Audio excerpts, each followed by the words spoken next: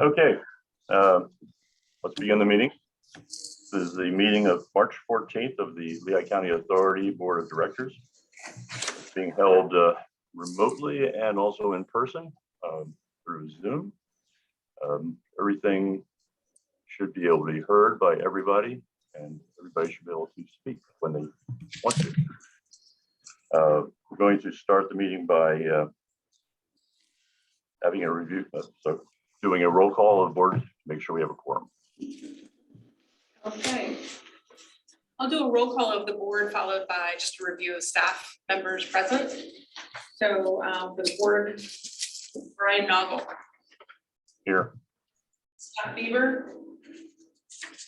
Dick Bonner. Here. Norma Cusick. Here. Ed Lyons. Here. Kevin Baker. Here. Linda Rosenfeld. Jeff Morgan. Here. Amir Famili. Here. We have 7 board members present, which is a quorum. Okay, very good. Thank you very much. And staff. Yes, we have our solicitor, Mike Gall from King Spry.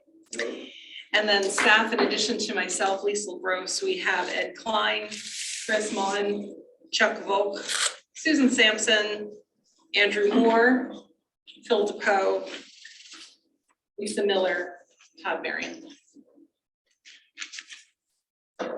Okay, thank you very much. All right, this time we reviewed the agenda. Are there any changes, additions, corrections to the agenda that was presented? For today, we have no changes to the agenda and no executive sessions. Okay. The information was sent in advance to board members and electronically available online as well. Did anybody not get their packet? Okay, let's move on to approval of the minutes from the February 28th, 2022 meeting. I'd like to make several comments. The first one, I would refer you to page 3. The first subject matter of the very conclusion of the initial sentence, I believe, should read, in the development of the, adding those 2 words. My second comment is on a different page, and I'm trying to do here. Second comment is relative to page 4. Monthly financial review, and we get down to the latter third of the second paragraph, and to pick up the sentence, by COVID-19 and other equipment, the word should be delivery instead of deliver. Okay. And finally, I would like to compliment Scott on his chairmanship and how he behaved last week, our last meeting. However, he has not been promoted. So the adjournment of the meeting was by the vice chairman as opposed to the chairman. With those comments, I make a motion we accept the minutes.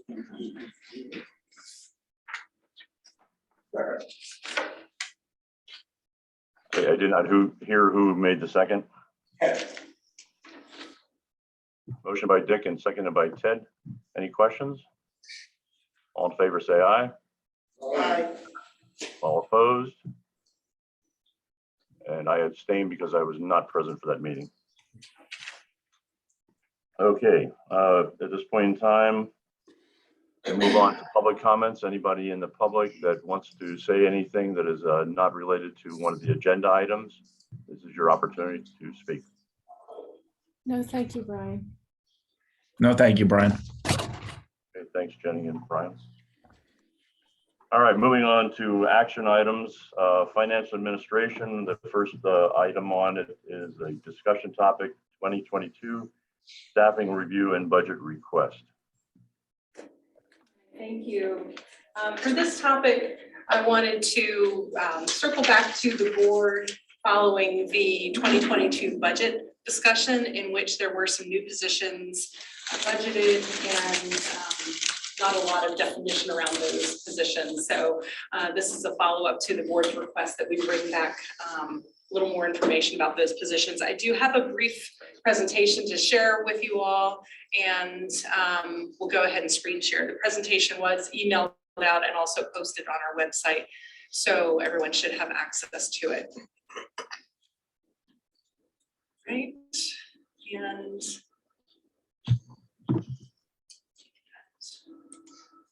established. All right, so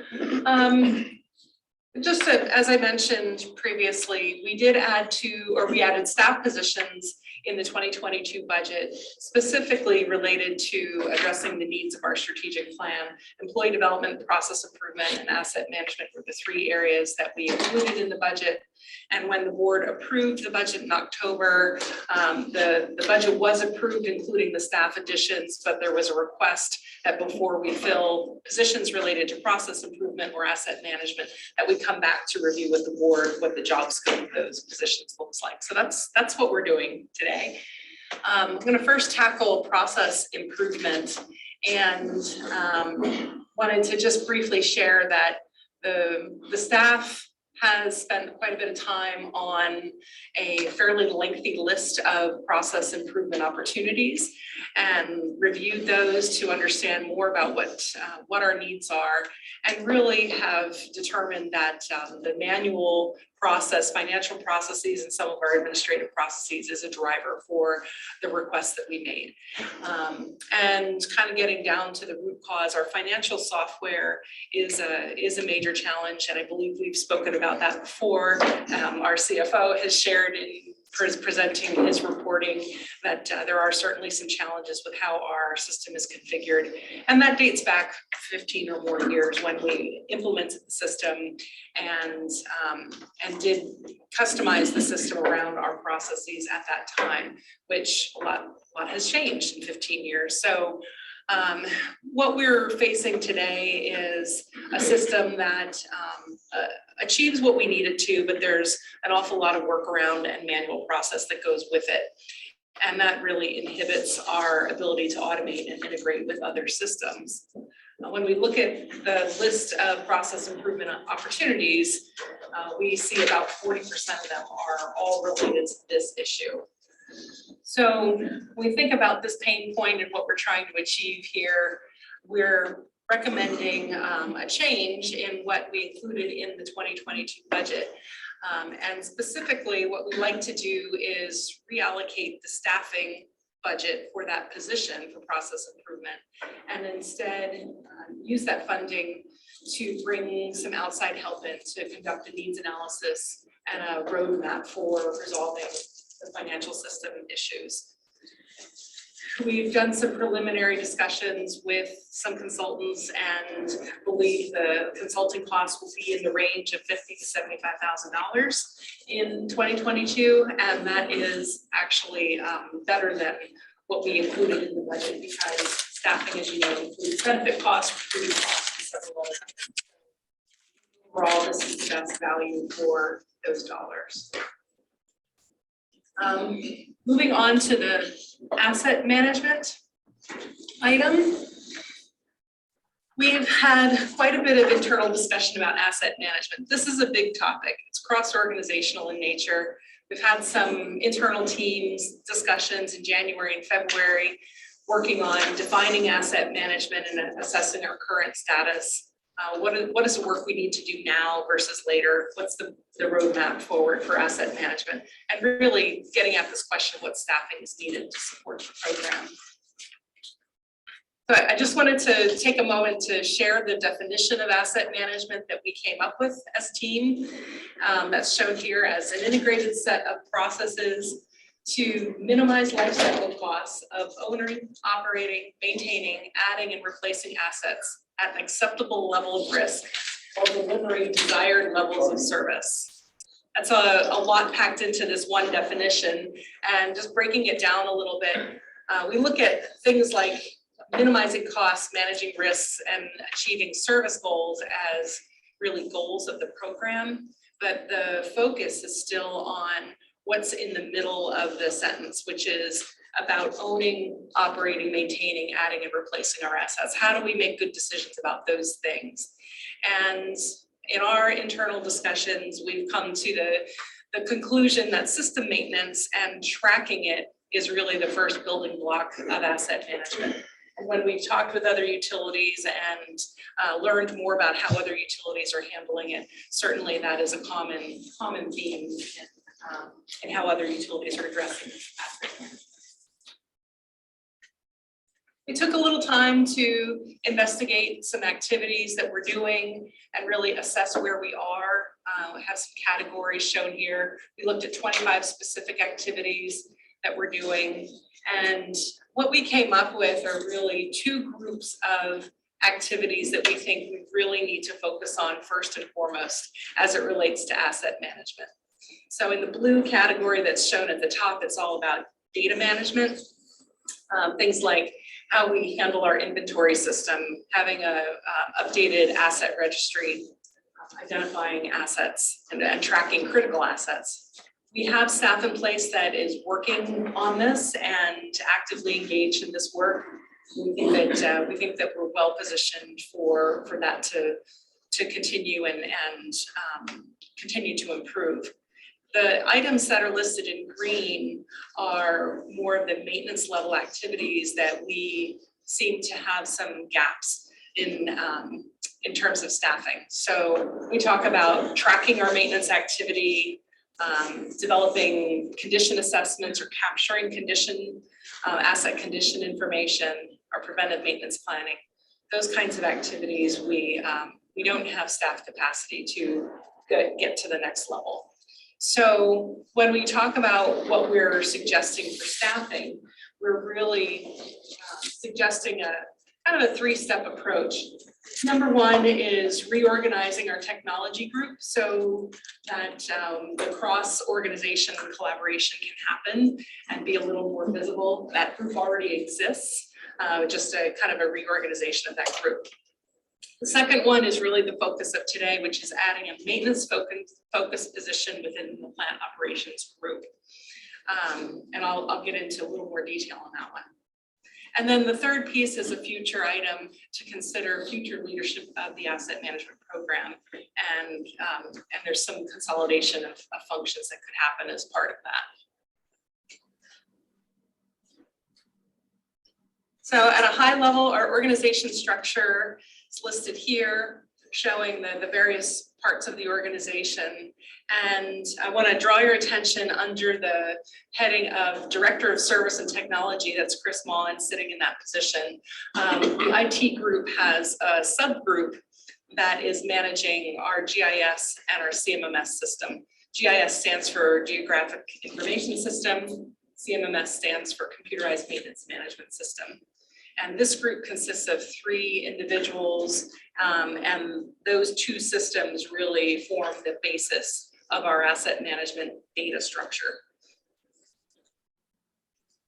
So our recommendation for 2022 is that GIS and CMMS group that was sitting under IT to actually pull that group out and have them serve as an asset management technology group, a little more visible in the organization and provide that cross-organizational collaboration that we're looking for. This is not there's no budget impact to making this change, more about organizational adjustment. The change that we're really talking about in terms of staffing is over here in plant operations and creating a new position of a maintenance manager. And we believe it belongs here in plant operations because we have some facility and staffing support for that to happen on the field services side already. On the plant operations side, we've done a number of things over time to consolidate operations and maintenance together, but really lack the focused maintenance management staffing that we think is needed. So adding a maintenance manager in that group will achieve a number of different things. I'm not going to read all of these bullet points, but the key really is standardizing our maintenance across the operation and including preventive maintenance. And then working down through the groups that handle the maintenance activities, getting their buy-in, training, and support for using the system and capturing data in a really standardized way.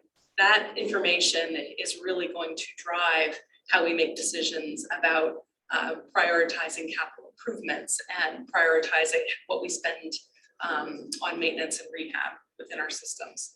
So that's our 2022 staffing recommendation. And this is just to show a concept for the future staffing approach, not included in the 2022 budget, but consolidating a couple of groups together into an asset management and engineering group where capital works, planning, and asset management technology could work together more closely and under a consolidated leadership to really drive the asset management program forward. I have a question. Yes, Could you go back one slide? sure. With the one before. That's perfect. The second bullet point here, standardization of maintenance across operations. Talk about that a little bit. What do you mean by that? So right now we have in the plant operations group specifically, we have water plant, wastewater plant, and then we have a multitude of small treatment facilities across the suburban divisions. And each of those facilities is managed individually and separately. So there's not a standard way necessarily that we incorporate new projects. If we're replacing pumps or we're replacing whole treatment plants, there's not a standardized way that we incorporate that information into a maintenance system, make sure that all the preventive maintenance activities get put into the system and that all of the staff are using the system in the same way. So right now, each one operates individually? Yes. Yeah. So Andrew Moore is our plant operations director. He's focused on plant operations, regulatory compliance, and maintenance, but it's a big job for one person. Having somebody who's really focused on maintenance to support him when that's not his core focus, I think is what we're looking for. Thank you. Mhm.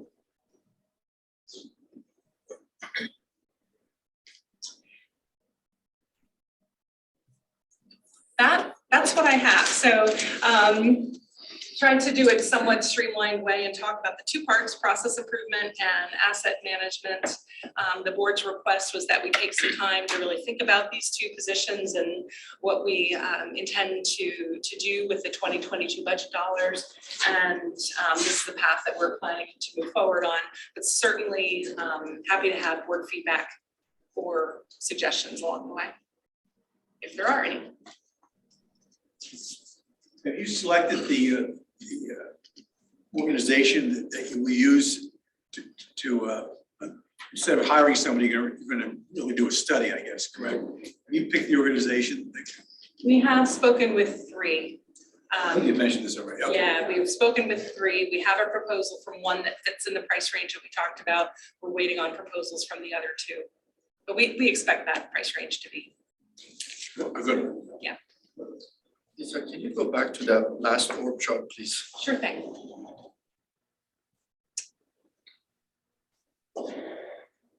Sorry,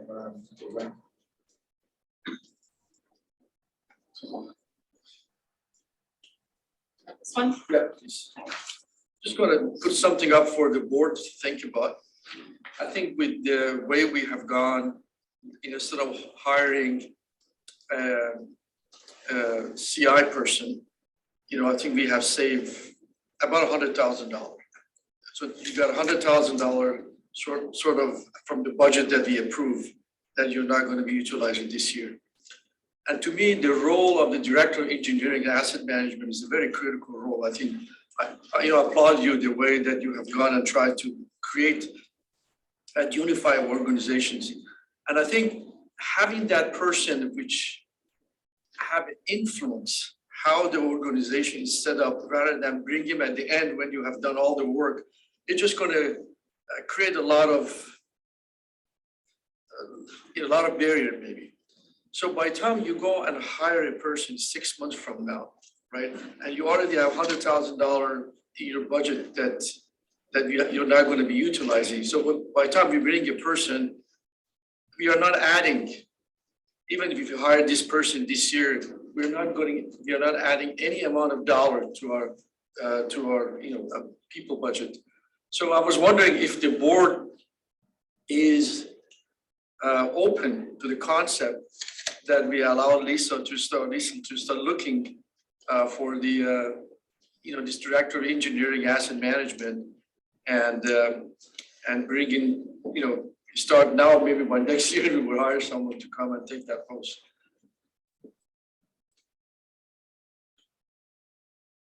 Amir asked for comments from the board. Any comments?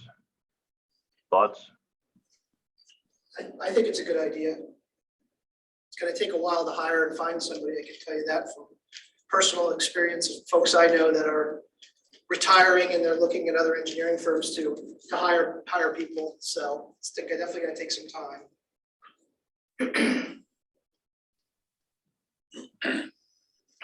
Anybody else? Or if the only reason to hold it up is budget concerns, then yeah, go right there. But there's no budget concern, Go right? there.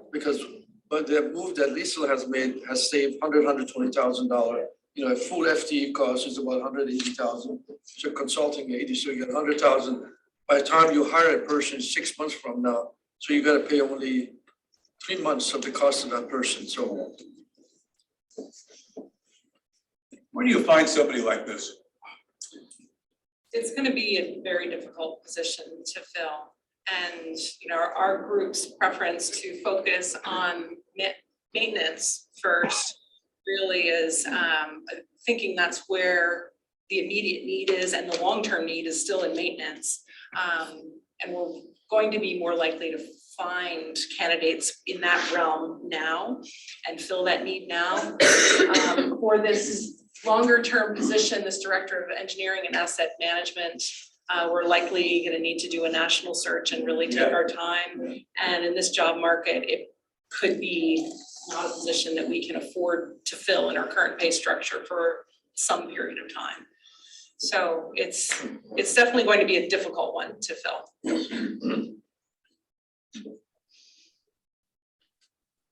Well, Liesl, do you agree that an early start on that would be beneficial, and that we have the money for that position, or at least to start that search?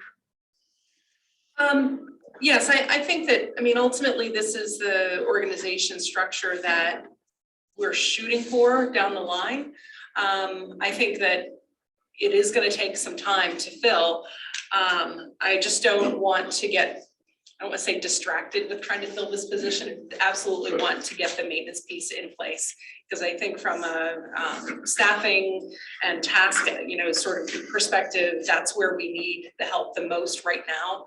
So I'd like to focus on the maintenance position that we recommended first, and then we can work on job description, we can work on what's our recruiting strategy for it, what's the budget for a position like this. It's a little bit less defined than the maintenance position. So we can certainly start it this year and see where we are. The decision, the priority is yours. You know better the business than we do. I think from the board perspective, the only reason I brought this one on the table is that you have the freedom whenever you feel is appropriate. I'm speaking for myself, that if whenever you feel appropriate during this year, you can engage, external recruiter, whatever you want to go and fill that position. So I just want to, get the board approval that you have the freedom. Whenever you feel is the right time, you can go for it. You gotta be careful you don't find somebody. I do like the idea of early on searching, because if you bring people in, you can tap their minds for their ideas on how to develop the position, what they'd like to do, and how they could bring skills to it. So I'm hearing that we're in, first of all, and prioritizing it, the maintenance manager is the position that you want to work most directly on, and then follow up with when you are ready to search for a director of engineering and asset management. Okay, anything more on this topic? No, no, I don't have anything else, so I appreciate the feedback on that. All right, great. All right, let's move on. Under Finance and Administration, the next topic is resolution number 3/2022-1, dealing with Heidelberg wastewater rehabilitation project and grant funding.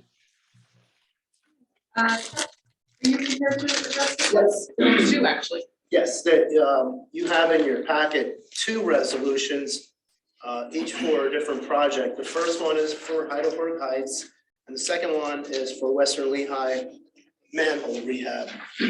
What this resolution is, it's required for a grant application, the state grant application, which is called local share assessment. And it's for small systems up to $1 million. The projects don't necessarily have to be shovel ready, but they cannot have been started. So these are for new projects that we're about to embark upon in design and implementation. So for the Heidelberg Heights, and this is all standard language required by the grant agency, required by the state. The Heidelberg Heights project, and I will both bring these to you folks for approval when we go out to bid these projects. Heidelberg Heights is actually the last of our annual sewer main replacement projects. So you'll be glad to know that we're almost done replacing all the original vitrified clay pipe up there. Then we can go into the next phase of rehab, which is the private side. But this project here that's up for grant, this is the last phase, and it's about 1,200 feet of sewer main and 14 sanitary sewer laterals. So that's the first resolution. And the second one is for Western Lehigh Interceptor manhole rehab. This is the third phase of some annual rehabilitation work that we've been doing out there to flood-proof manholes. We've been replacing the lids with watertight lids. We've been doing exterior wrap around the chimneys. We've been raising manholes above the floodplain elevation as much as practical. And this will be just a further phase of that project. And it comprises about 130 manholes. So we think we have two decent projects that we can justify a need from environmental to social to economic for both of these projects. So we consider them both good candidates for state funding.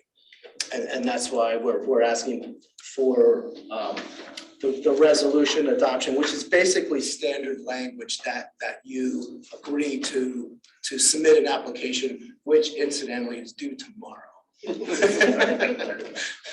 So I'm asking that the board adopt these two resolutions and allow us to submit these grant applications. Is the grant interest free? I would hope so. Is there some matching that's required, or is that? No, I think it's just for, well, we're asking for the whole amount. Okay. But there's no set match. Oh, okay. Yeah, I've heard that the LSA grants they're pretty competitive, but it's good that we're trying for it. And Yeah. I've also heard that in the fall, there's supposed to be some more money coming around, so we just keep our eyes out for that. Some of the federal money that's out there is gonna get guidelines and Right. start to flow through, I've heard, so we'll see how it gets divvied up.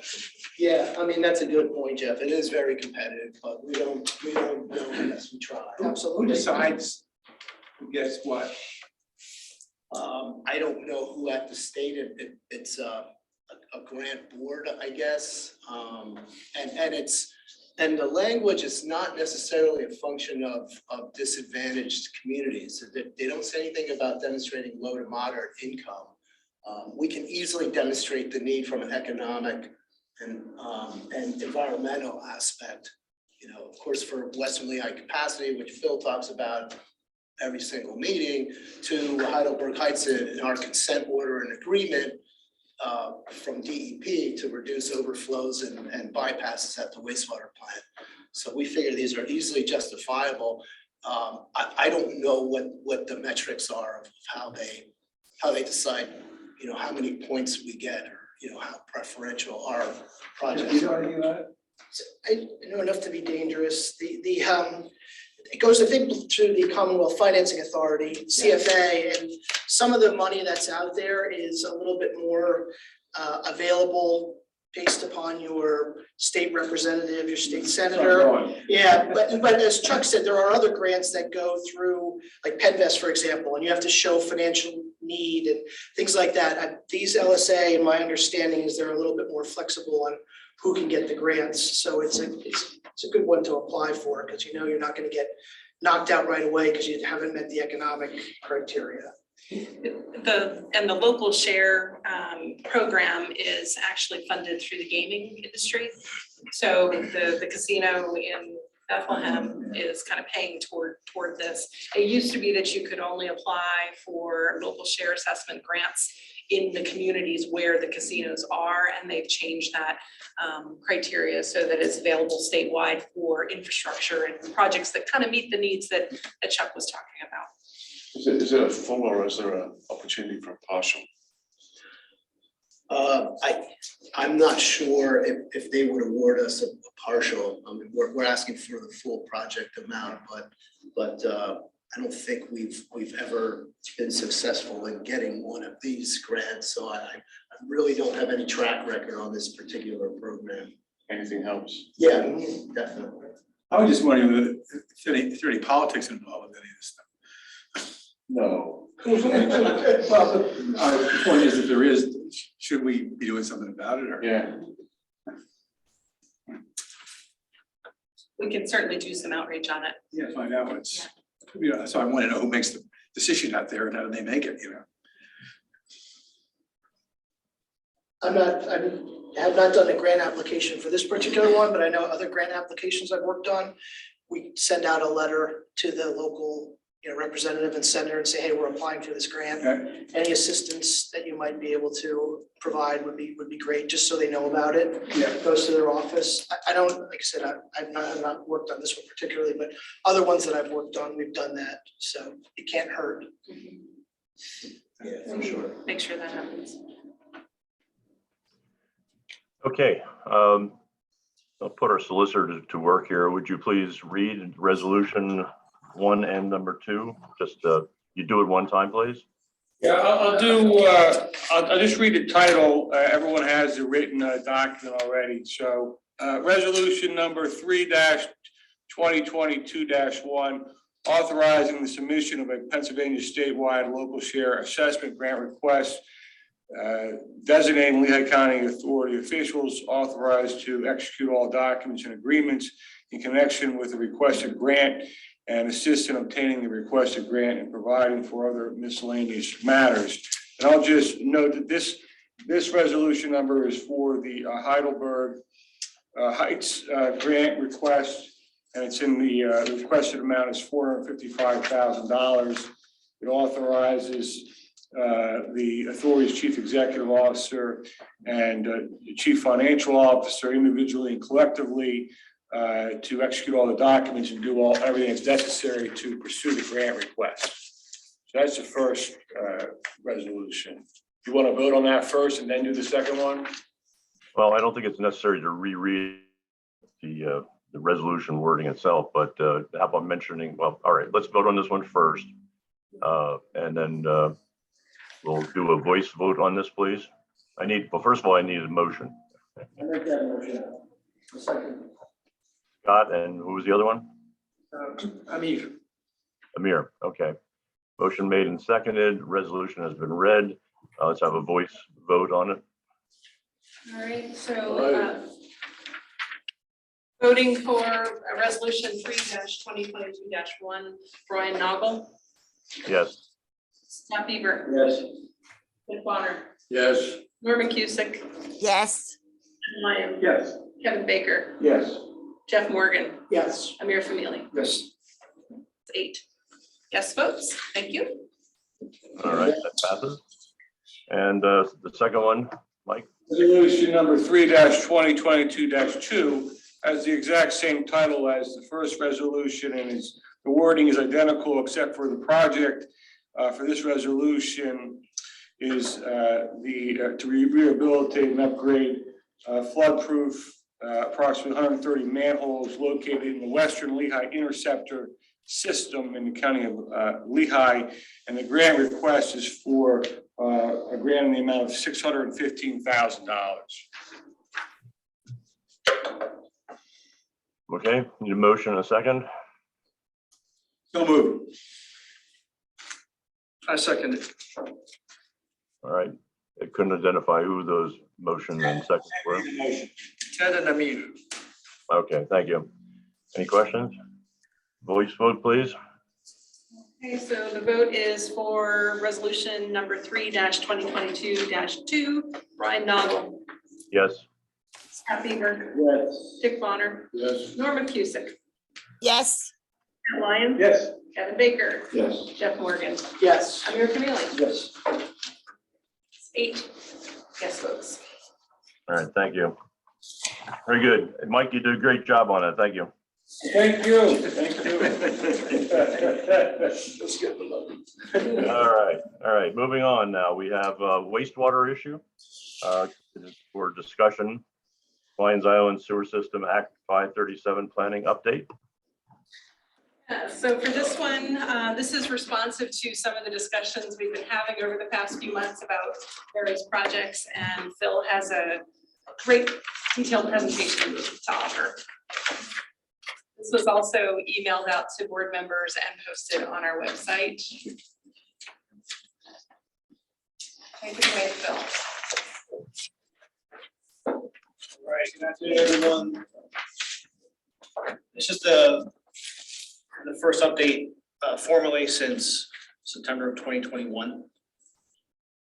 So again, this is, as Lisa mentioned, in response to some requests at the last board meeting. And Lisa, please do chime in as we go along, if you can add some color. Okay. All right, so for the agenda, I can talk about this topic for hours, but I'll just talk about these 3 items today. We want to review the history from 2018 through today. We want to talk about our critical path items over these next 3 years.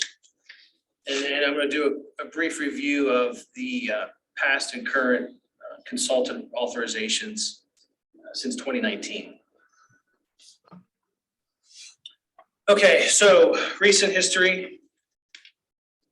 As a refresher, we had to submit something to the EPA on August 4th, 2018. And that was in response to the administrative order. That was called the Regional Flow Management Strategy. That was successfully submitted. And on March 11th of 2019, both orders were lifted.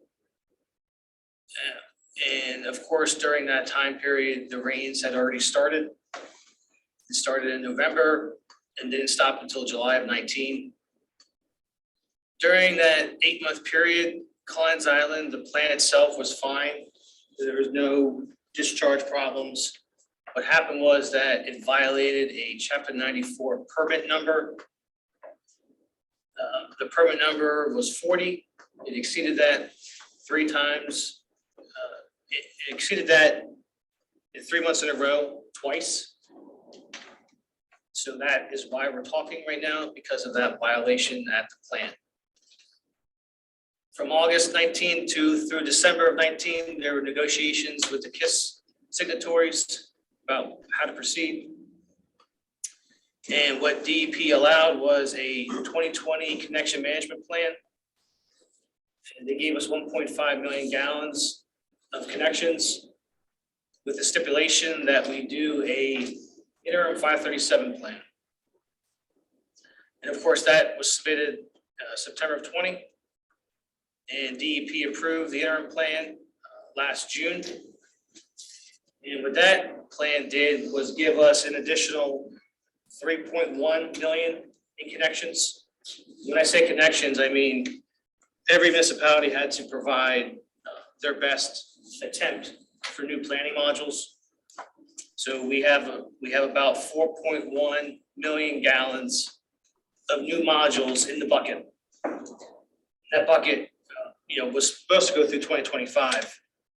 And that's why the last bullet point there of the infamous March 2025 date. Because after 2025, there are no guarantees on modules. How many modules? 4.1 million. 1 billion. Yeah, 4.1 million gallons a day. Yeah, so again, 2020 was 1.5 million gallons a day, and then the next bucket was around 3.1. Or I'm sorry, 3.1. So a total of 4.1 is what we're playing with. Again, with the stipulation that we submit something to DEP, basically in 3 years today. That's the history. Again, there was a ton of stuff before 2018 that I'm not going to get into. But that's the last couple of years. Scott, this is to your request. The task activity report. Again, there was a meeting last December with DEP with some KISS representatives.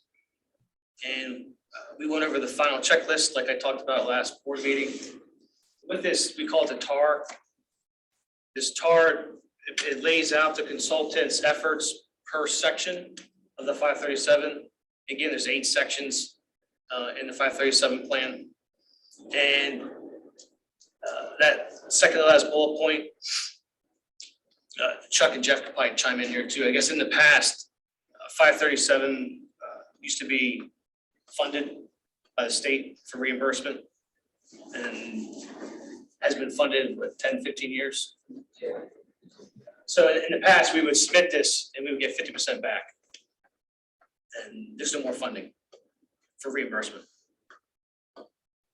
So at least on the next slide, DEP did state explicitly that they want all 15 municipalities to sign this as a commitment to the 537 process. So again, there's 15 spots for signatures plus LCA, so that makes 16. And then on the left, we have the 8 sections, and then Arrow did his best to identify how much each section would cost. And then, of course, the total was what was authorized last meeting. So Scott, does that satisfy what the TAR is? Sure. Okay. So I just sent this out to the KISS representatives last week for signature. So once I get all 15, I'll send it up to DEP. So the interim 537, again, that's just a cover sheet. That was, in essence, it's our connection management plan through 2025. And there are commitments in there that must be met. And one of the commitments is a submission in 3 years. So again, that's right out of the interim 537 plan that's on our website. That's our best guess 2 years ago when we made this plan of our schedule. And fortunately, we are on schedule to date, but these next 3 years are going to be challenging, I guess you could say. So again, I'll get into more of these details, but we've wrapped up the flow monitoring program and the model is being calibrated as we speak, which is going to lead us into the critical path items, which we'll talk about. That's just the second page of the schedule.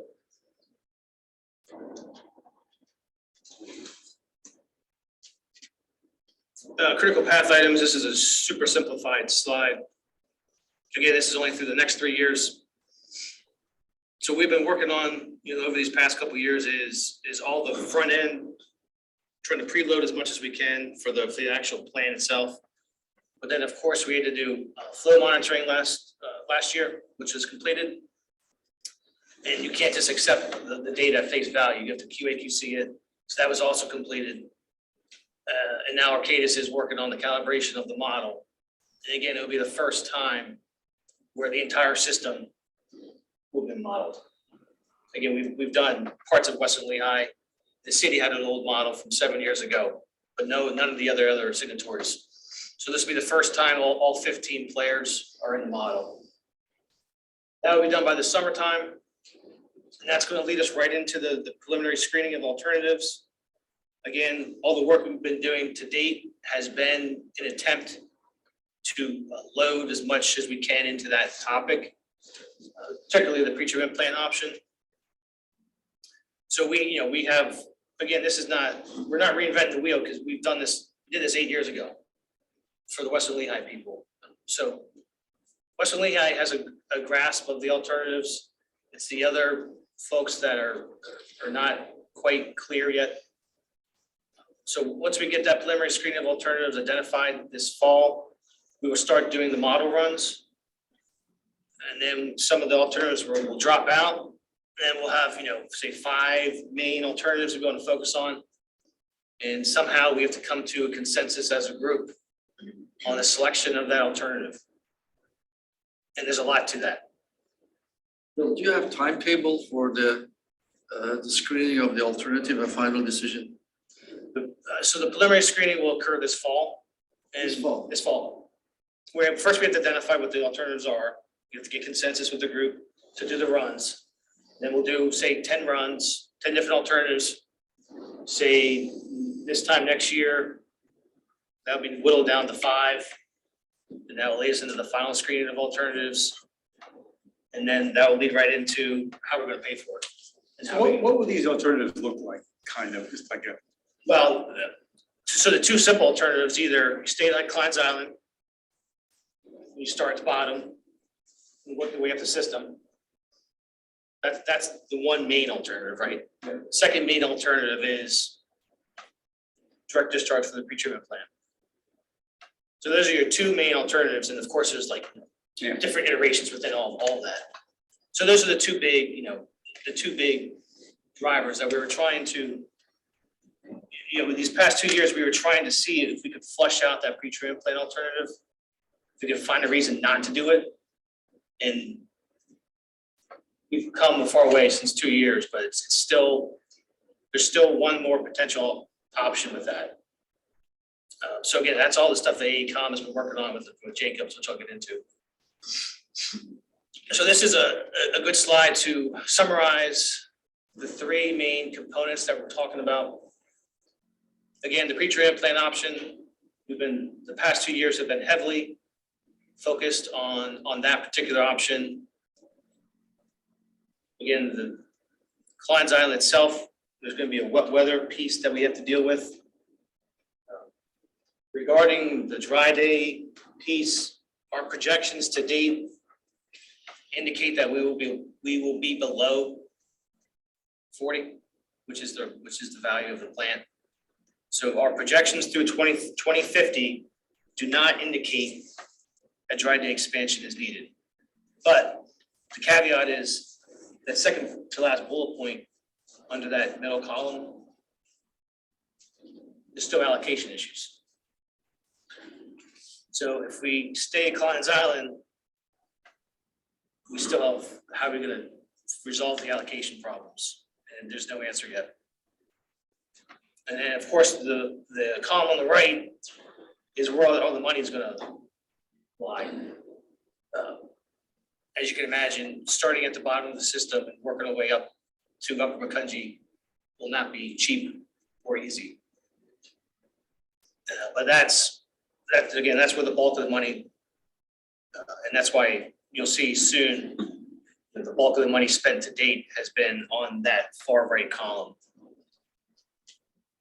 So there's a lot to digest in that one slide right there, but as you see some of the prices that have been spent to date, it's justified because this is not a easy task, to say the least. Lisa, you want to chime in here?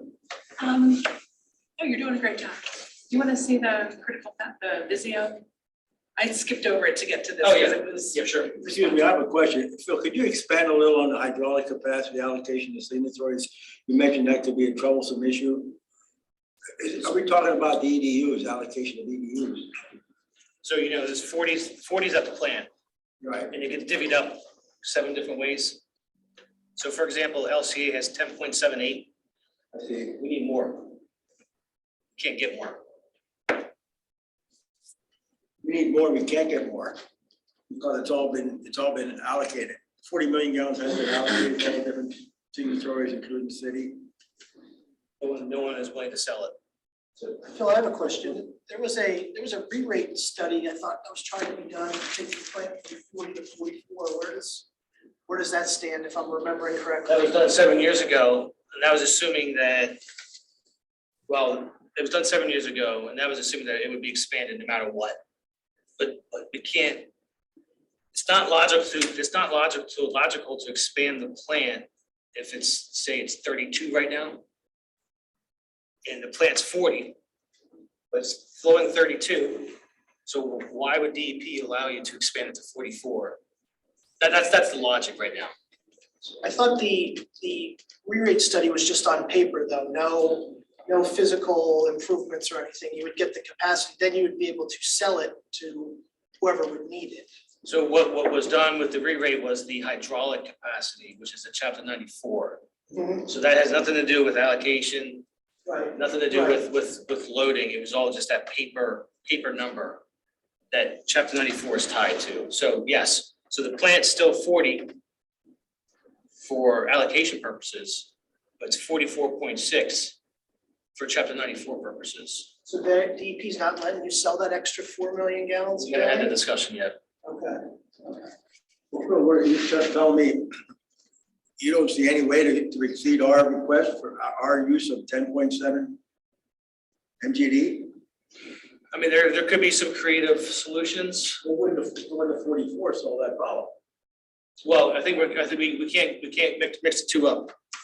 What Jeff's talking about is a 44.6 paper re-rate for chapter 94 purposes. What you're talking about, I think, is a dry day expansion. You know, $30-40 million worth of expansion.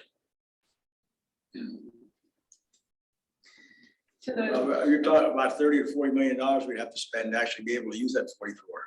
If so, again, so what the re-rate did was it changed a paper number for DEP for regulatory purposes. I think what you're saying is if we want 4 more, we could expand Klein's Island from 40 to 44, but at a tune of, at a tune of 30 some million.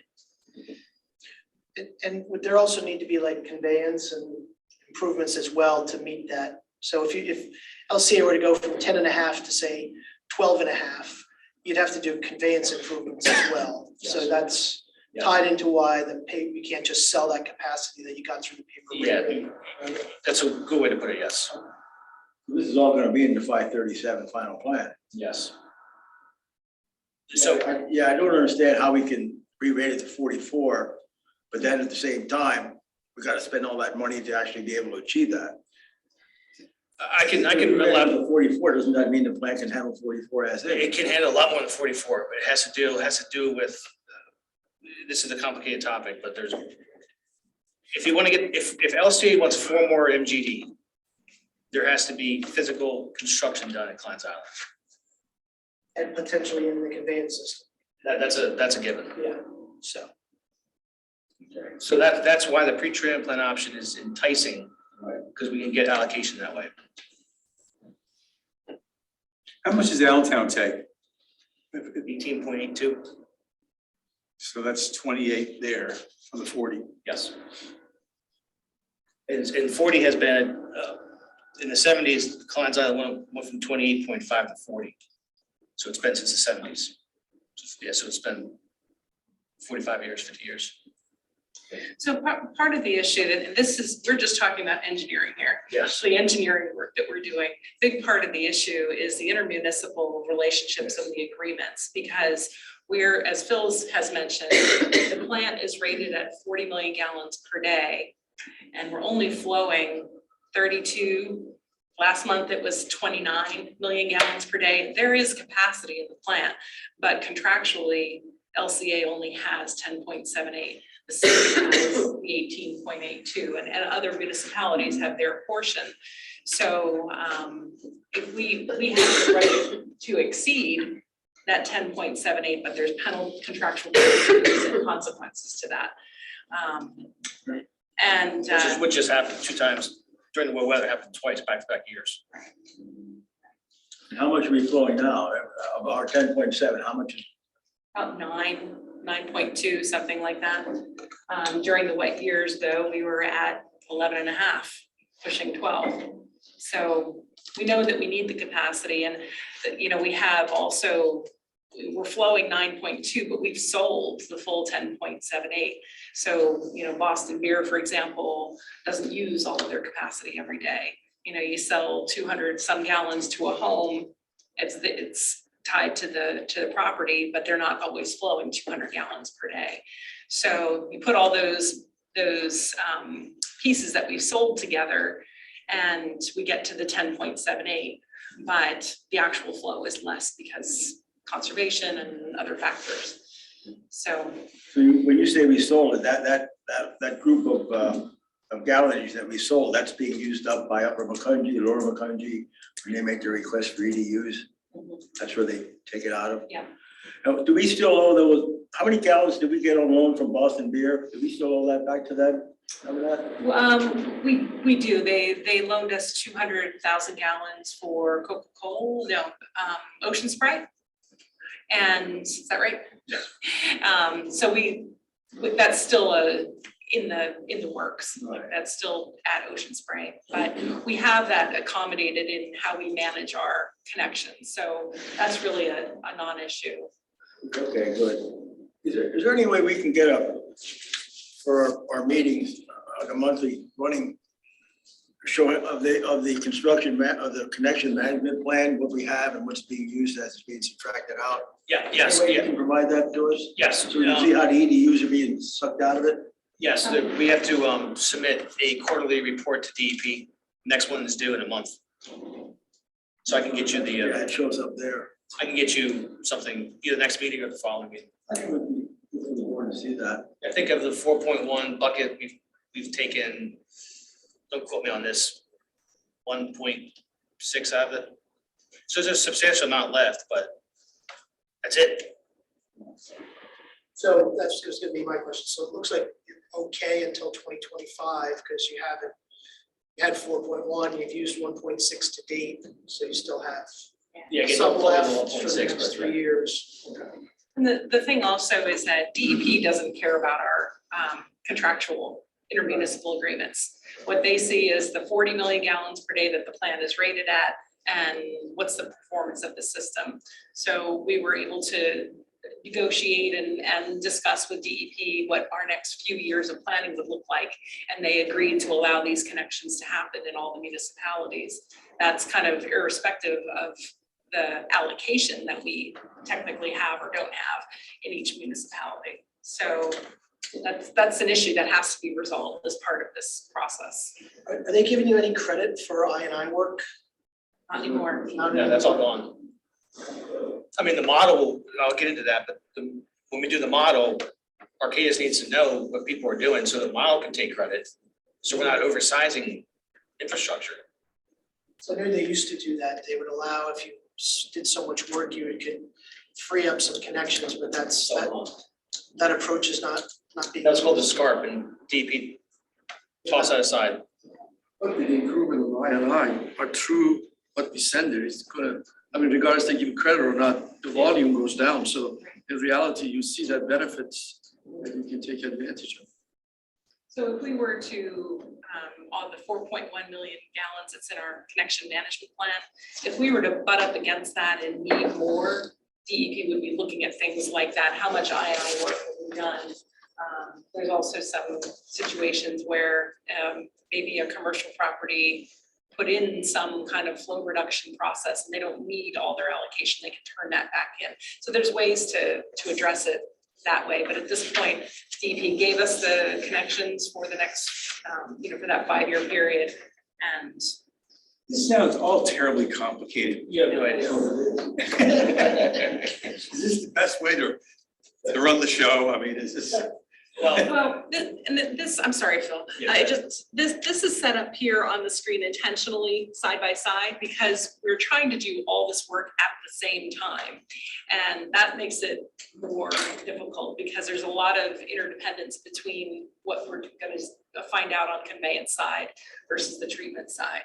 So it's, we have this compressed time schedule. So we're trying to do all these things in parallel to get to the point it's makes it more complicated. Let's just do it on a metered flow basis or something. Yeah, and to Ted, your point, you know, LC looked at this 12 years ago. Until there's pressure from the state, you know, the pressure's here. Or we've been planning forever.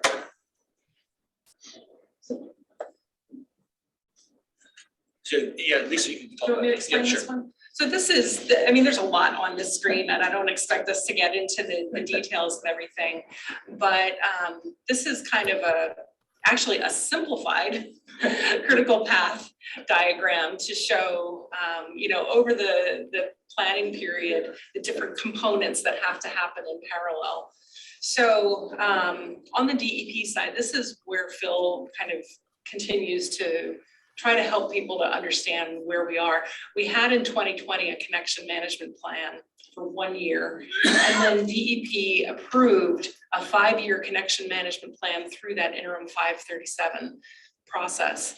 And so during this time frame, DEP is going to allow development approvals based on a hydraulic re-rate to 44 and what's in that connection management plan until 2025. And then after that, we need to have that 537 plan in place so that new connections can continue thereafter.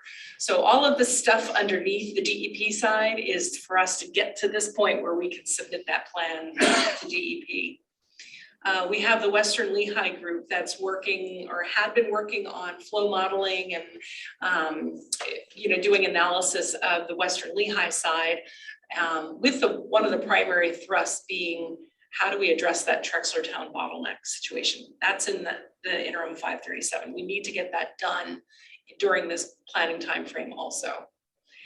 And then the regional efforts of all the Klein's Island signatories. There's a ton of parallel stuff, and this yellow circle that spans the middle here, that's 2022, and that's why you're seeing approval after approval after approval, because we have all this stuff kind of happening at the same time. We're working on the treatment capacity evaluation with the pretreatment plant and Klein's Island at the same time.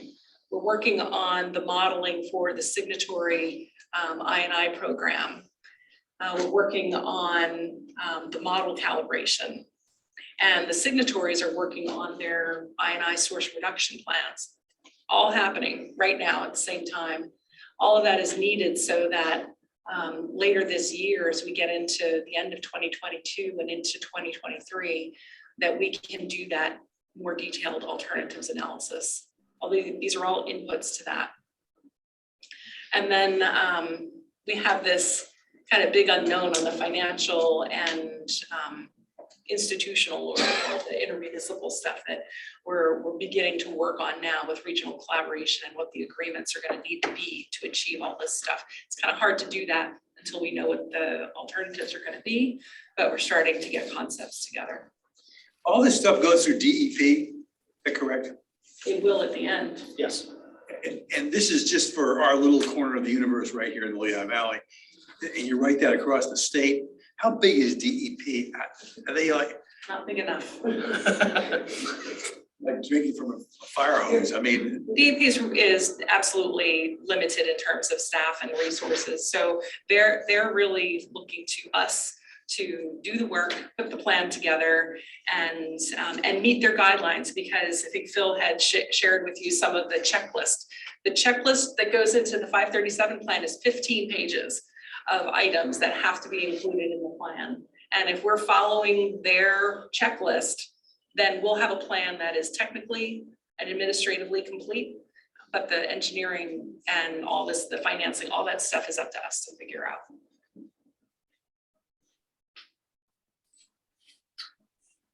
Yeah, so unfortunately, the engineering piece is quote unquote easy, and it's that bottom bar is going to be a problem. And Scott, to your point, you know, LC has our solution identified. It was identified 7 years ago. It's how do we get that?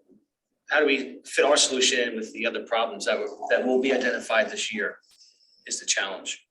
And the other follows, that the other signatories are facing. Yeah, which we don't know yet because they've never been modeled. I mean, we have a sense of it, right? But we haven't seen it on a piece of paper yet. Are they modeling themselves? No, our case is doing the whole system. So again, we have a solution starting at the bottom and going up and going upward and backwards. Like, You're starting at the bottom, you're starting at the treatment plant. Are the other signatories, the KISS signatories, are they they're helping to pay for all these costs that we're incurring on this whole? I'll get into that. So this looks familiar. This was originally unveiled in December. It just talks about the different roles and responsibilities. And what I want to focus on over these next couple of minutes is the 5 main consultants that are helping. And I'll get into each of them individually right now. So I'm not gonna read it word for word, but AECOM sits at the top as they're kind of the QA QC of the whole program right now. And again, what they've been focused on over the past couple of years has been the pre-treatment plant in particular.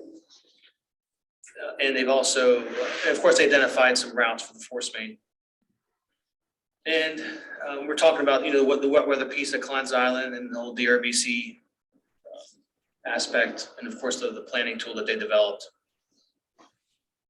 So the board authorized them for $100,000 for this year.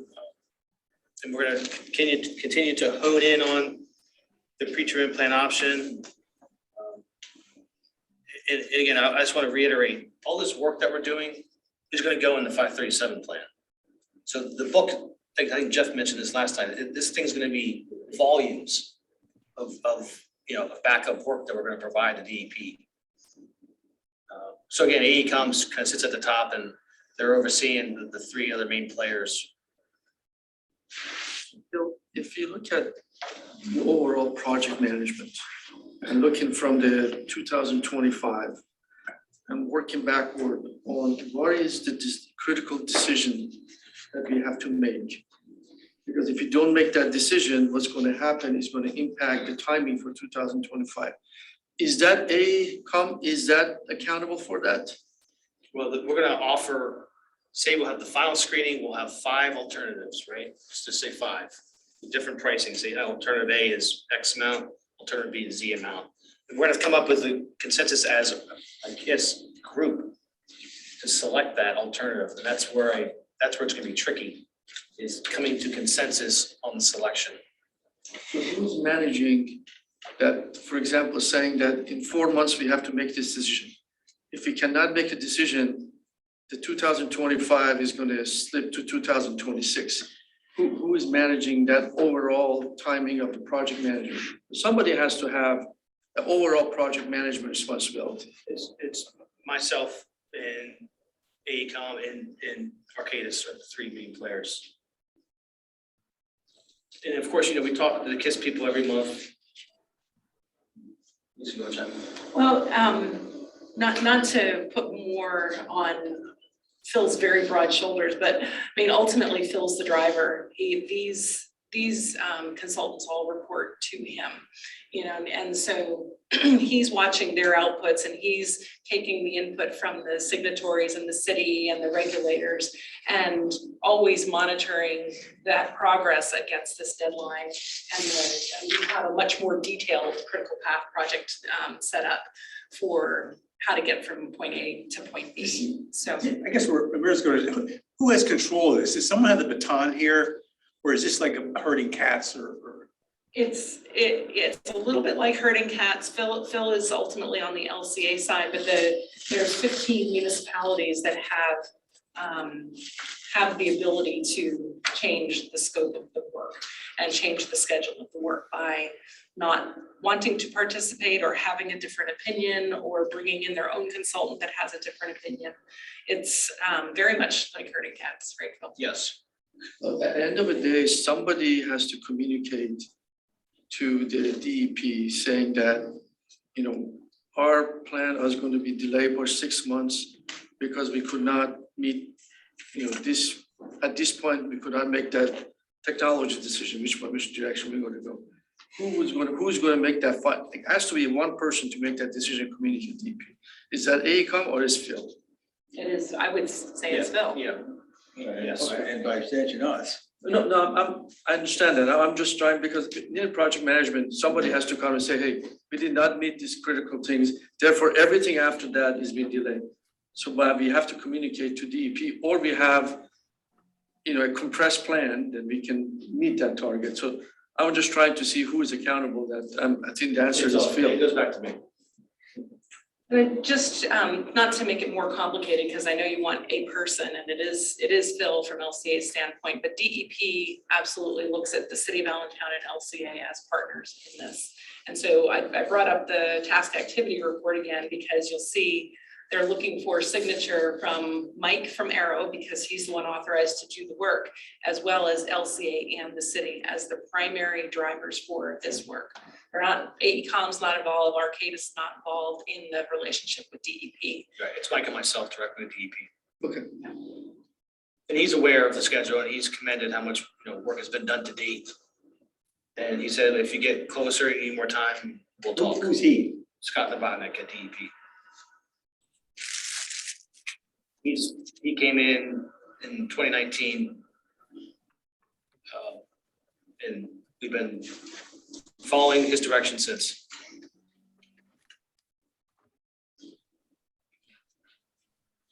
So again, that's AECOM, high level, what they've been doing the past couple years. Next one is Arrow. Again, Arrow successfully developed the interim plan, got that approved. They've completed the Truxtun Town Special Study, which is currently sitting in Upper Macungie and Lower Macungie's planning commissions. And I want resolutions from those two by this June. And of course, they were authorized last board meeting to ultimately write the final plan. And again, I'm gonna keep on harping on these 8 sections of 537. Sections 5, 6, and 7 will be the most challenging. Section 7 is the institutional piece. Section 5 is the identification of alternatives. Section 6 is the selection or evaluation. So all the work that we're doing is going to go into those sections if you follow that. Okay, so Arcadis, I don't want you to don't worry about the numbers per se, because there's flow monitoring, the flow monitoring contractor is built into these numbers. That's why they're a little higher. So again, there were there's one big flow monitoring program that was last year. That was for the whole KISS system. In 2020, we also did a specialized flow monitoring program just for the Western Lehigh portion. That was again towards the I&I piece, to identify how well their I&I program has been done.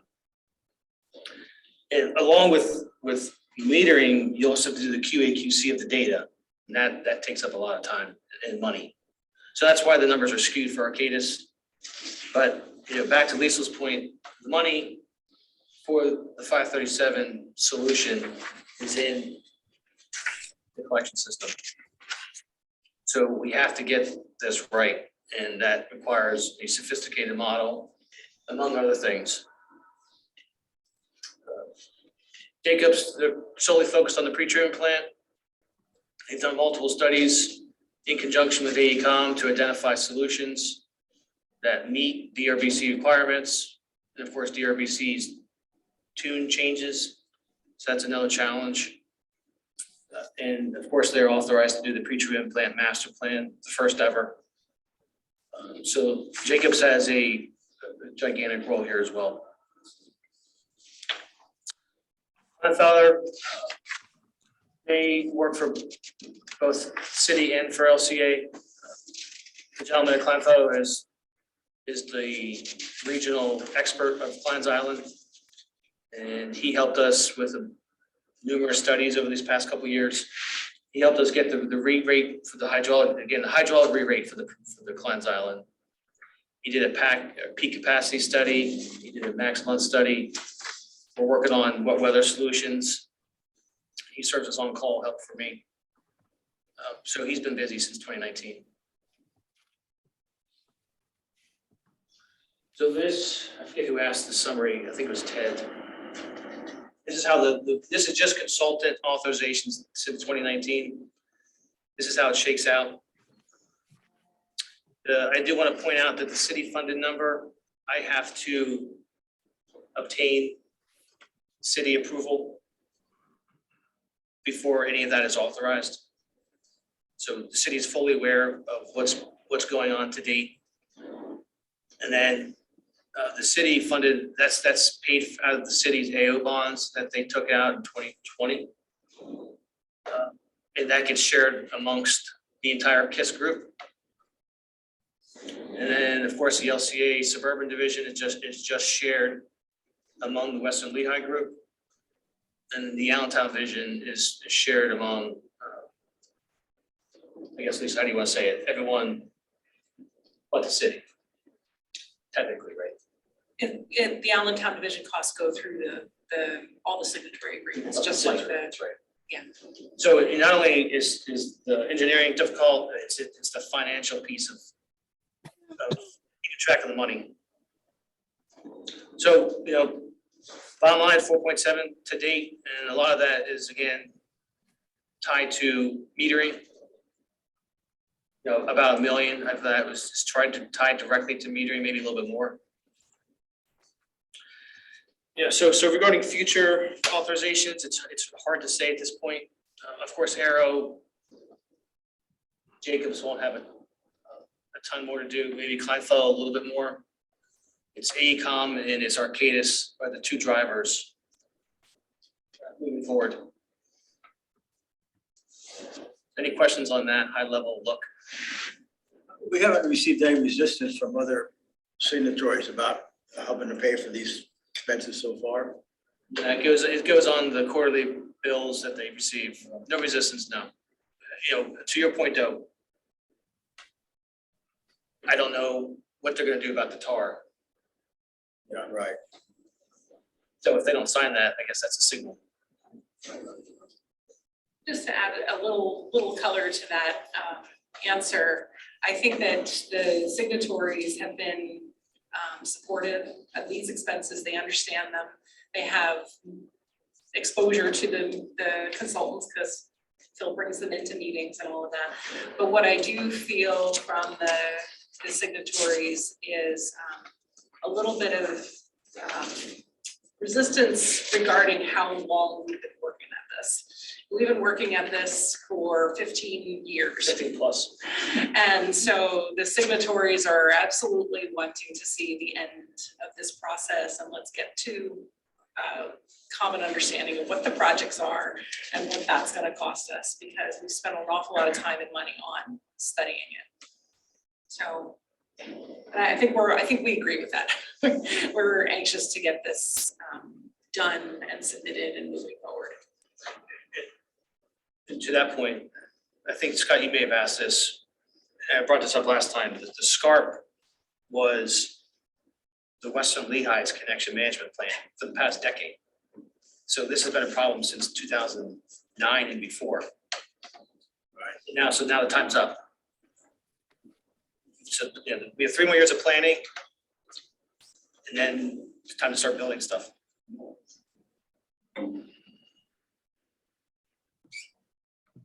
Again, the next 3 years, this year will be focused on the model, selecting the storms, and starting the preliminary screening. And we have to start that evaluation of the institutional approaches, which is section 7.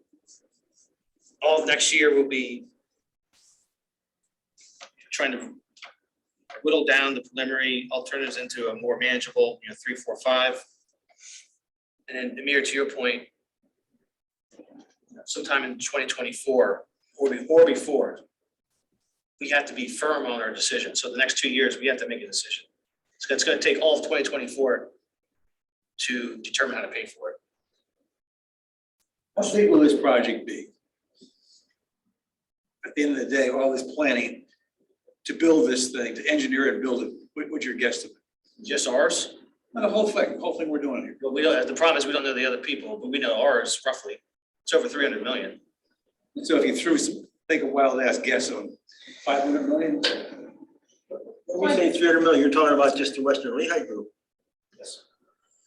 Again, that's not all in the next 10 years, but that's starting at the bottom, building a new sister park pump station, paralleling it all the way from the park pump station all the way up to here. It's gonna take, 15, 20 years at 300 million That's by far the largest public works project ever done in Lehigh Valley. since the 70s. So when we did the last review of the pretreatment alternatives, that analysis back in, was it October? Yeah. Timeframe? September. It was $350 to $400 million total, and that included the Klein's Island work. It included the conveyance system all the way through and up to pretreatment. It included some placeholder dollars for just master plan, regular rehab and maintenance. So Did it pretty, include the signatory stuff too? the signet, just not their collection system work. That's the piece we don't know. Have a grasp yet, right? But all the regional stuff generally was included in that number. Yeah, to your point, Scott, this is the biggest thing since the 70s, the biggest sewer item since the 70s. Well, imagine it's bigger than what happened in the 70s. So to wrap up, the September 2024 is when the planning commissions are expected to receive the 537. And then that gives us 6 months to get it to DEP by March. So those 6 months are going to be chaotic. So just to kind of like talk about the costs a little more, so if you're a signatory community, right, you own your own sewer system, right, your pumping stations, whatever, there may be some modeling that recommends that you do some certain improvements in your system, which signatory handles, but as part of this process, there's going to be conveyance and treatment improvements or something that's going to get added to a signatory bill, so you could have potential work on your own plus whatever this piece is. That's the way it's going to pretty much work for everybody. The amount of that can vary by signatory depending on their needs or the condition of their system, things like that. Yes. If somebody's built out, you don't really need more capacity, then they may not have as great of an expense in it, as much skin in the game, shall we say, as somebody who's needs a lot of capacity and maybe has a lot of I&I. Is that a fair big picture assessment? What makes it very challenging is the existing agreements. It's almost impossible to determine how to divvy up the cost. Right. Nearly impossible. For the shared costs. Correct. You mean under the current agreement arrangements? Correct. We'll probably need all new agreements. That's one solution, yes. We have another 5 Hire more lawyers. and more time. Yeah, the problem is that That's the challenge. development is contingent on this submission. Sorry, what? Development moving forward is contingent on this submission. Yeah. Unless something changes, but Yeah, the technical and the engineering are gonna get done. You have good consultants on board. It's gonna be the negotiation of costs and agreements with the municipalities. That's gonna be the anchor in the sand to drag along. Why would that be? Is there some metric you can use to allocate on a fair basis who pays what? Yes, it could be simple. Yes.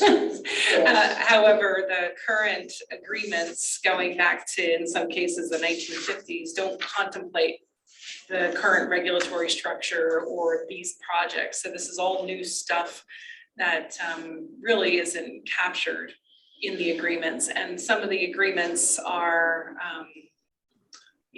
they're not consistent across the whole region. So these municipalities have these features in their agreement, and these municipalities have different features in their current agreement.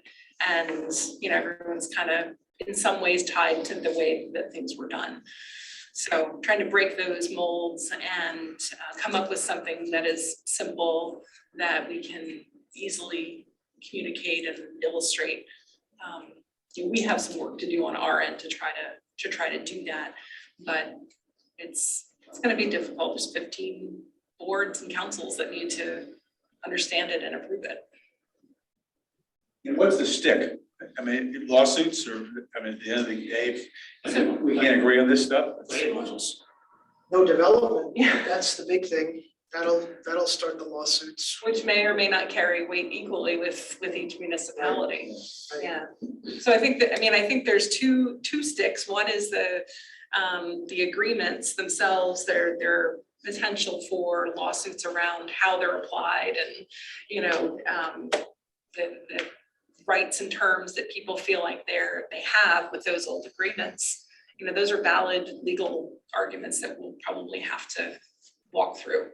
And then we have, if we don't meet the timeline, what's the regulatory response to that?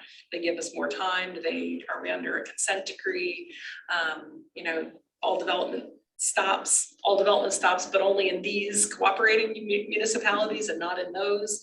There's a lot that could go wrong, and trying to manage it so we get everything out and discussed. We need a sewer czar.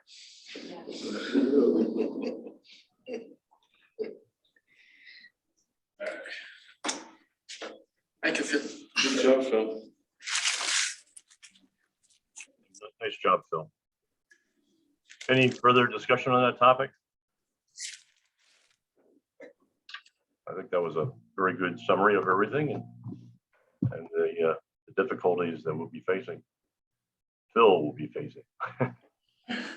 All right, can we move on?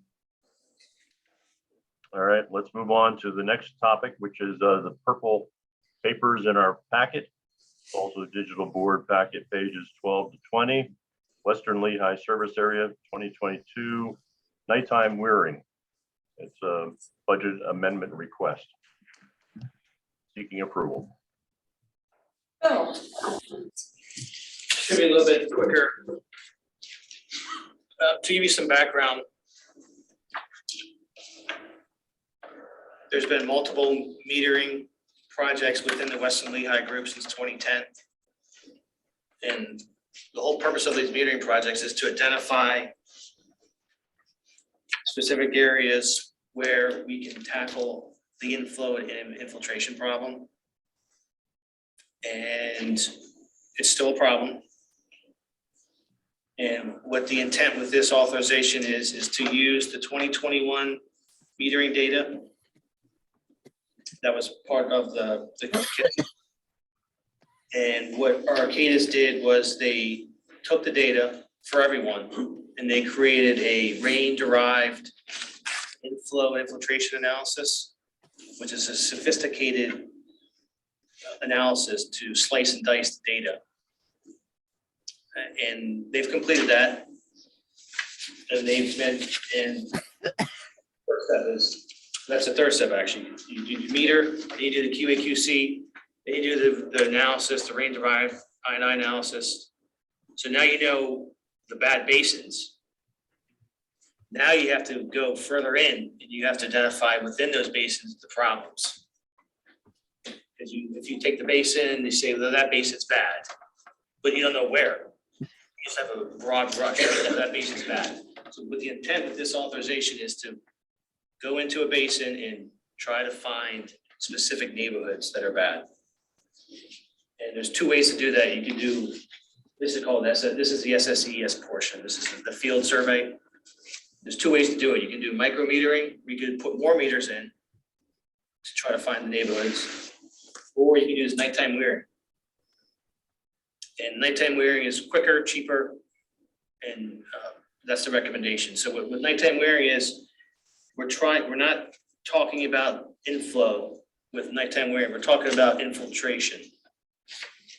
So we're trying to identify the neighborhoods that have high groundwater baseline infiltration. That's the intent with this project. So you physically go into key manholes at nighttime, like midnight to 6 a.m. when theoretically there should be no minimal flows. So it's all groundwater coming in. So you physically go into a manhole and in the pipe, you stick a V-notch weir in. And you repeat this process throughout key manholes. And you do the math, and it tells you the baseline groundwater entering those specific manhole segments.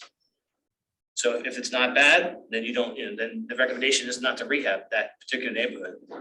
So the whole point is you move around to different spots, different key strategic spots to try to find the neighborhoods that have the high groundwater. Manhole.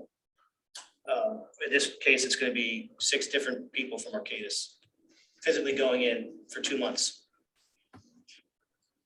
So it's a two month project. They're gonna do all 7 areas of Western Lehigh group. Of course, the upper and lower Macungies are the biggest. So again, the whole point is to identify the neighborhoods that have the highest groundwater infiltration. And the caveat is, we will identify it, but then you have to do something about it. And the problem with that is, you can do the mains all you want, but you're not gonna get rid of the problem until you do the private side. CCTV would not capture that.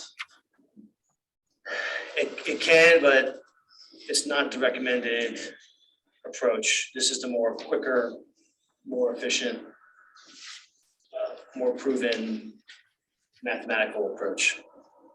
It's EPA, it's an EPA, Jeff, what'd you call it? Isolation study?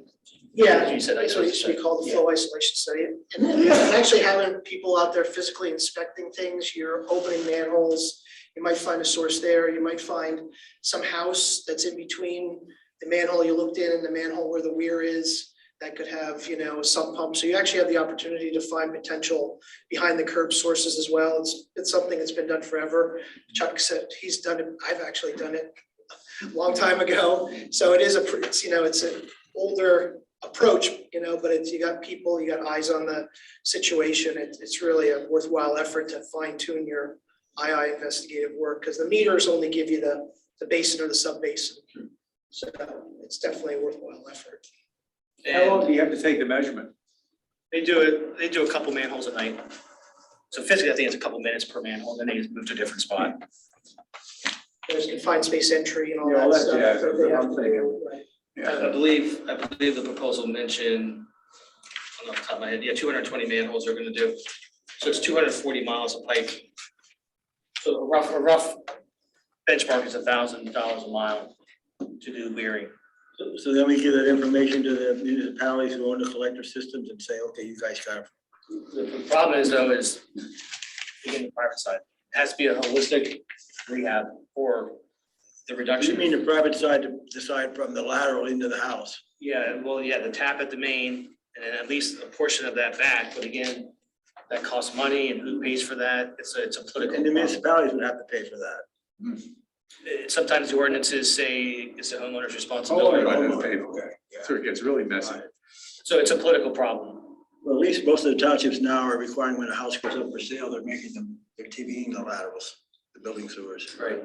So this was done, I mentioned that Western Lehigh put a bunch of meters in 2009. And in 2010, nighttime weiring was done. I think it was a combination of the municipalities plus Keystone. This time we're out of time. So the municipalities and Keystone cannot do it. And the one thing I did want to mention is in order to take credit for the model, we have to have a self-imposed deadline of this August for the municipalities to submit their we call it the source reduction plan. So we are out of time.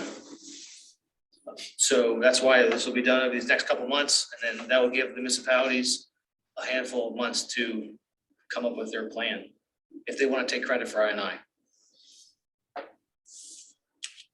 So like Brian mentioned, this is an amendment request to the budget at an amount of $298,000, which just gets, and I'm gonna get into complicated details, but it's already been kind of baked into the Western Lehigh rates. So they're not gonna get a direct bill. This is just go through the normal quarterly bills that we send them. And we do have all 7 municipalities' blessing to do this work. So they know it's happening. Again, the specifics for Arcadis is 268,000 for the PSA, and the CPA is 298,000. And the work will be completed by April, with the analysis completed by May. And that will give the municipalities about 3 months to identify their source reduction plan. And you want to do it now while the groundwater table's high, so you don't want to do it in July. Yes, correct, yes. It's always February, March, April is the recommendation. Again, if they don't get a good reading at specific night, they can go back out and do it again. I'll make a motion.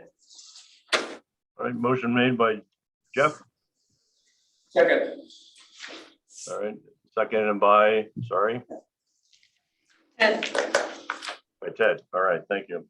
This is for capital project authorization, suburban division, for a total of $298,000 with a professional services authorization going to Arcadis as a budget amendment for $268,000. Any questions? Okay, let's do a voice vote on this, please. all right, voice vote on the nighttime wearing project and associated authorizations. Brian Noggle. Yes. Bonner. Norma Cusick. Yes. Ryan. Kevin Baker. Yes. Linda Rosenfeld. Yes. Jeff Morgan. Yes. Mayor Finley. Yes.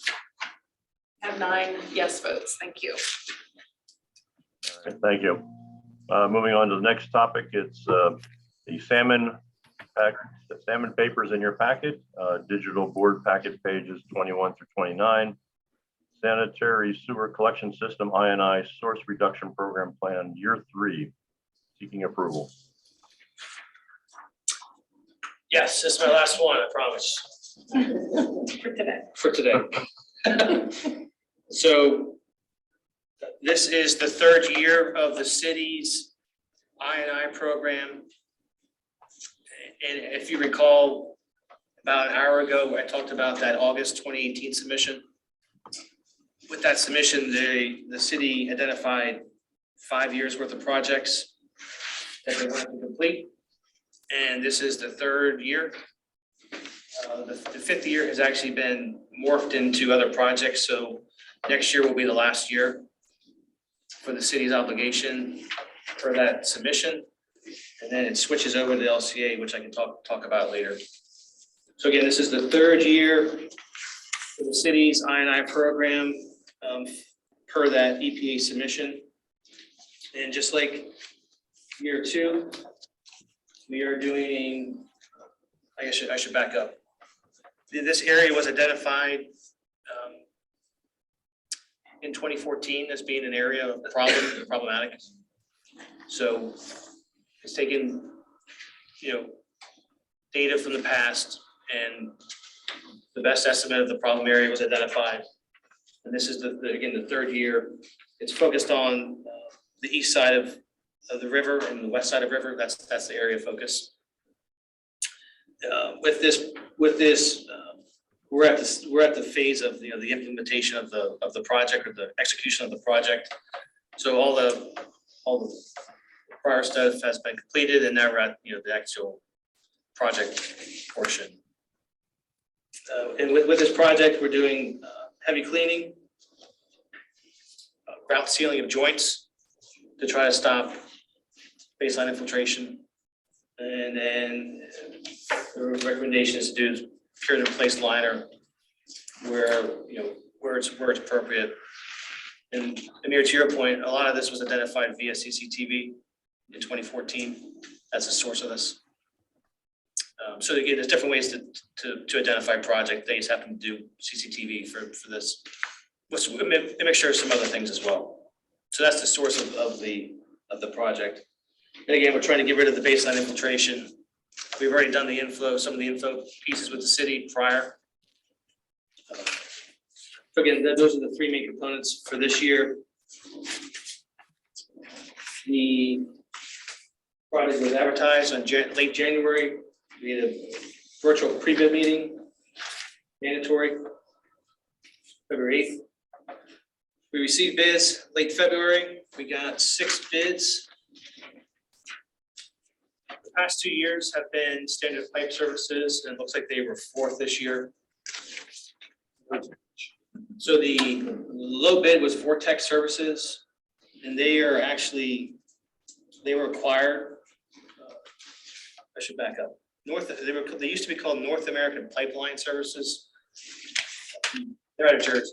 This particular firm's out of Freehold, Jersey. Apparently in late 2020, Vortex Services, that's the parent company out of Houston. They acquired this North American Pipeline. So this is, you know, a larger conglomerate, which happens to have a base in New Jersey. And I've never dealt with Vortex before, or the prior name. So we did, you know, Kleinfelder did reference checks and everything checked out. So the recommendation is to use Vortex Services for this year 3 project.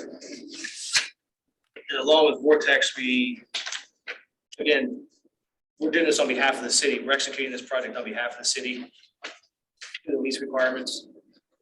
And Barry Isett and Associates has completed the inspection services the past 2 years. And the city would like to continue to use Barry Isett for this year 3. So again, this sounds very similar to the year 2 project, just different locations. And again, this will be the 3rd of the 4-year project. And this time next year, I'll have the year 4 project before you. And then starting in 2024 with the lease amendment, LCA funds will be the funding source of future projects for us, for the city. So again, this is all city money, city direction, and LCA just executes. So that said, I'm looking for a capital project authorization in the amount of $945,772 with Vortex Services in the amount of $753,572.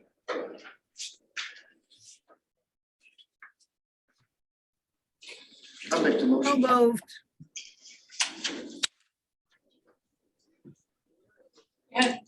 Brian, you're on mute. We did have Amir, I think, first. Okay, so Amir made the motion and seconded by, I think I did, Brian. okay, Linda. Linda, right. Okay, motion made and seconded for capital project authorization in tune of $945,772 with a professional service authorization to Kleinfelder of $162,200. Any questions? All right, voice vote, please. Mr. Chairman, just to clarify for the record, the motion also includes a construction contract to Vortex for the $753,572. You're right, sorry, forgot that part. The biggest part. Voice vote for the Allentown Division I&I Source Reduction Improvements Year 3 construction phase. Brian Noggle, Yes, Ross Eber, Dick Bonner, Norma Cusick, Yes. Kevin Baker, Yes. Linda Rosenfeld, Yes. Jeff Morgan, Yes. Amir Famili. Yes. Thank you, that's 9 yes votes. all right, thank you, everybody. And I think we've heard enough of Phillips for the day. I'm done, Brian. Okay, good. All right, moving on to the next item on the agenda is the monthly project updates. The March report was attached in our board doc packet, and it's also digital board packet pages 30 through 37. All right, thank you. And as you can see, we are continuing to work on the updated format. There's a couple of features that we've added this month, which I believe completes the format changes. You'll note we included the staff responsibility for each project. So hopefully that's useful to you, as well as the project phase and the funding source for each project. So that's part of the updated report. A couple highlights, most of the, or many of the items on the part one of the report regarding upcoming agenda items, many of those we've addressed today already.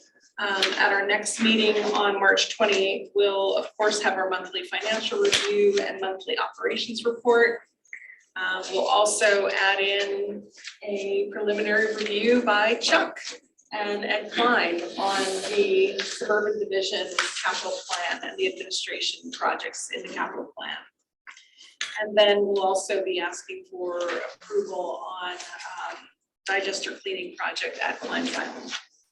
So look forward to those projects next time. There are some information items, project updates listed as well, if there's any questions about those. Well, thank you for improving the format of this report. So it's much easier to get through what's important at the moment. Thank you.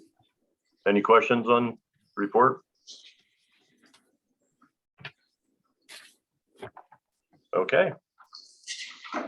Hearing none, moving on to the next topic, which is staff comments. I have nothing further for today. All right, solicitor comments. Comments, thank you. All right, public comments on any topics. Nothing for me, Brian. Thank you, Jenny. Same here. Okay, Brian. All right, hearing none, then there's no executive session. This meeting is adjourned. Thank you, everybody. Stay safe.